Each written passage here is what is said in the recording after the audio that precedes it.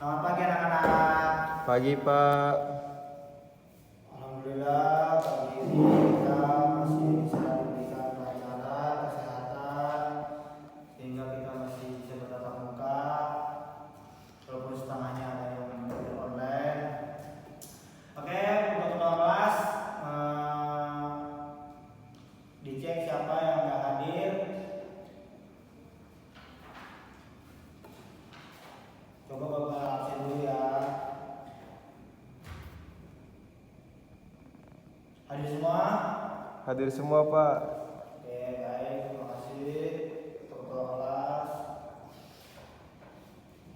Baik, kita lanjut untuk materi yang kemarin, pelajaran IPA, yakni bab 2 klasifikasi makhluk hidup. Ya, kemarin kita sudah belajar tentang ekosistem makhluk hidup. Sekarang klasifikasi makhluk hidup, yang dimana terdapat ciri-ciri makhluk hidup dan klasifikasi makhluk hidup. Baik, dibuka bukunya halaman 50 bab 2. Yuk. Sudah? Sudah Pak. Baik, Bapak akan bacakan di sini untuk lanjutan yang kemarin di bab 2, yakni klasifikasi makhluk hidup. Bapak bacakan ya ciri-ciri makhluk hidup. Yang pertama di sini ada yang ada bernapas. Ada kan? Ada Pak. Bernapas adalah suatu proses pengambilan oksigen dari lingkungan untuk pembakaran atau oksidasi di dalam sel-sel tubuh organisme. Sari-sari makanan akan bereaksi dengan oksigen. Jadi makhluk hidup ini, yang pertama, kalau hidup itu identik dengan bernapas. Kalau juga makhluk hidup bernapas. Kalian juga anak-anak, kalau anak-anak semua nggak bernapas pasti akan mati. Begitu juga dengan makhluk hidup lainnya seperti tumbuhan, yang kita bahas, tumbuhan, hewan, dan makhluk hidup lainnya. Energi digunakan untuk aktivitas organisme, sedangkan uap air dan karbon dioksida akan dikeluarkan dari tubuh. Yang pertama ada respirasi pada hewan dan manusia. Apa itu respirasi? Respirasi di sini dilengkapi dengan alat-alat khusus untuk mengambil oksigen. Manusia pada hewan yang hidup di darat umumnya memiliki paru-paru. Kalau manusia itu paru-paru. Nah, kalau ikan itu insang yang dipakai. Ada juga hewan mamalia seperti apa? Kucing Pak. Ikan bayu, ikan. Paus Pak. Seperti paus itu dia menggunakan paru-paru, bukan insang. Yang kedua ada respirasi pada tumbuhan. Tadi hewan ya. Tumbuhan mengambil oksigen dari udara melalui lubang-lubang kecil, lubang-lubang kecil atau pori-pori pada daun yang disebut stomata, yaitu atau mulut daun. Dan dari celah batang atau dari celah batangnya nih, kebetulan ada di Bapak ada satu miniatur tumbuhan, tapi ini nggak hidup. Dan juga tumbuhan itu akar itu bisa mengambil oksigen, ya karena. Dan yang kedua, lanjut.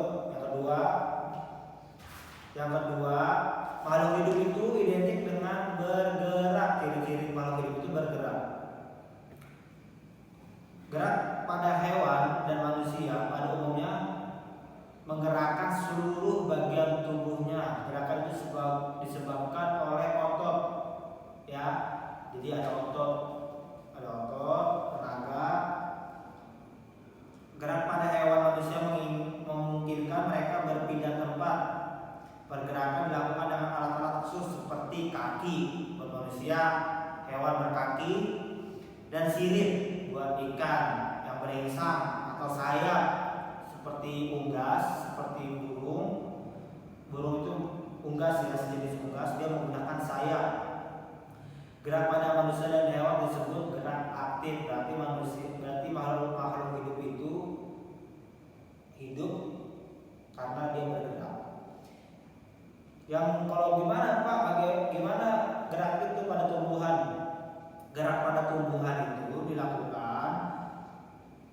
yaitu pada akar, batang, dan daun serta bunganya.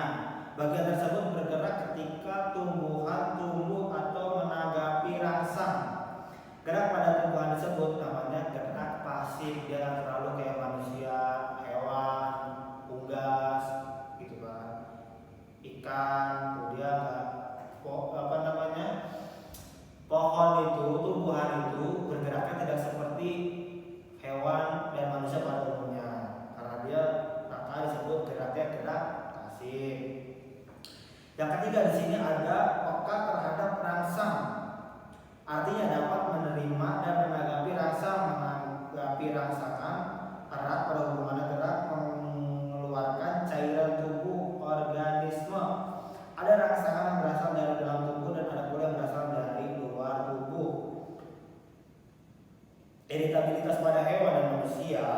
Pada hewan dan manusia berasal dari dalam tubuh, diantaranya rasa lapar. Manusia rasa lapar, haus, nyeri, senang, sedih, takut, dan marah. Untuk menerima rangsang dari luar tubuh, manusia dan hewan dilengkapi dengan alat-alat indera. Seperti alat indera mempunyai kepekaan tertentu untuk menerima rangsang. Seperti manusia itu mempunyai alat indera seperti mata, indera penglihatan, hidung, indera penciuman, dan kuping, indera pendengaran. Seperti hewan juga seperti itu, ya kan? Kalau gimana Pak? Kalau untuk tumbuhan walaupun tidak mempunyai sifat saraf, memiliki saraf, tumbuhan memiliki kepekaan terhadap rangsangan seperti rangsangan cahaya dan air dan sentuhan tertentu. Kalau kalian suka main di lapangan, biasanya adik-adik kan suka main di lapangan nih, lapangan besar. Ada tumbuhan namanya putri malu. Dia kalau disentuh, dia kerangsang dan dia akan menutup tubuhnya dan daunnya itu ya. Yang keempat, makhluk hidup itu ialah dengan makan. Makan adalah memasukkan zat yang diperlukan oleh tubuh melalui alat pencernaan. Setiap organisme memerlukan makanan sebagai penghasil tenaga. Untuk hewan yang hidup, yang tumbuh, maka diperlukan makan. Karena apa? Karena dia memerlukan zat yang diperlukan untuk pencernaan. Kebutuhan makanan pada tumbuhan nih, tumbuhan. Gimana caranya sih tumbuhan itu nyari makan dan dia bertahan untuk hidup? Tumbuhan mampu membuat makanan sendiri di dalam tubuhnya melalui proses fotosintesis.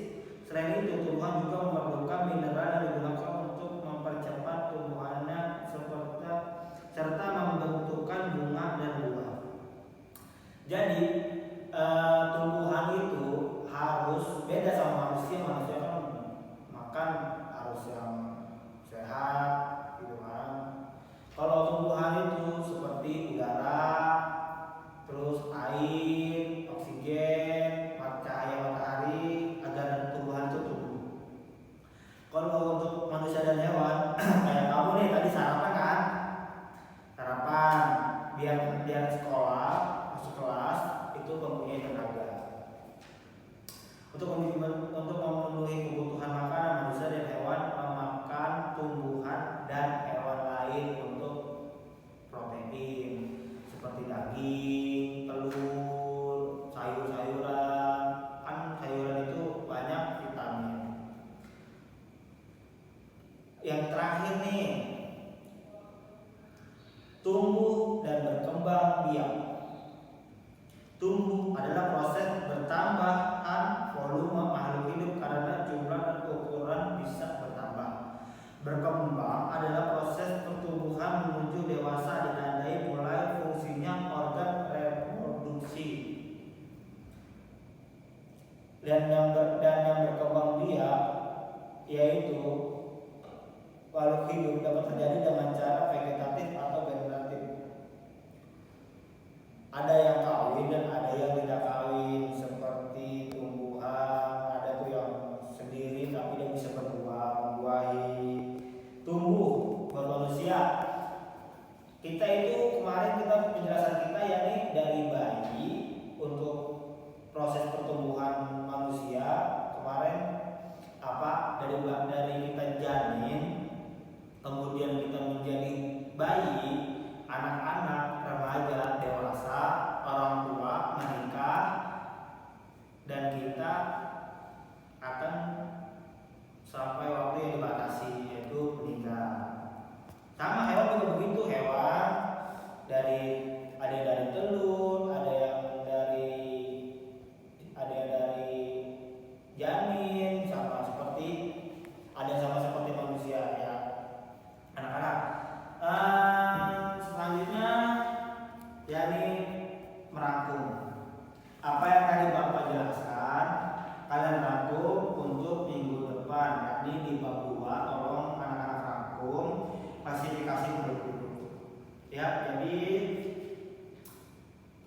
Itulah bagaimana manusia bisa bertumbuh, tumbuhan bisa bertumbuh karena dia makan, minum, dan membedakannya tumbuhan dan manusia dan hewan itu hidup, yaitu tadi yang 5 spesifikasi ini tadi. Jadi anak-anak dapat membedakan apakah tumbuhan ini hidup, apakah tumbuhan ini mati, gitu. Dan bagaimana caranya mengasih makan tanaman yang ada di rumah. Seperti pagi-pagi kalian harus menjemur biar nanti tanaman yang mendapatkan akses udara, oksigen, dan matahari. Dan kalau emang kalian anak-anak punya binatang, dikasih makan sesuai dengan porsinya, dengan kebutuhannya, dengan takarannya. Seperti kalian punya kucing, harus dikasih ikan, ayam, seperti itu. Ya, untuk minggu depan Bapak minta kalian merangkum, nanti rangkumannya ketua kelas ketika Bapak datang tolong dikumpulin di atas meja Bapak. Baik Pak. Udah cukup sampai sekian di bab 2. Ada pertanyaan? Baik, kalau tidak ada Bapak akhiri sampai sekarang. Sampai ketemu di minggu depan. Semoga kalian diberikan kesehatan sehingga tidak ada yang sakit. Semoga kita dapat bertemu di dalam kelas tercinta ini. Bapak akhiri. Wassalamualaikum warahmatullahi wabarakatuh. Waalaikumsalam warahmatullahi wabarakatuh.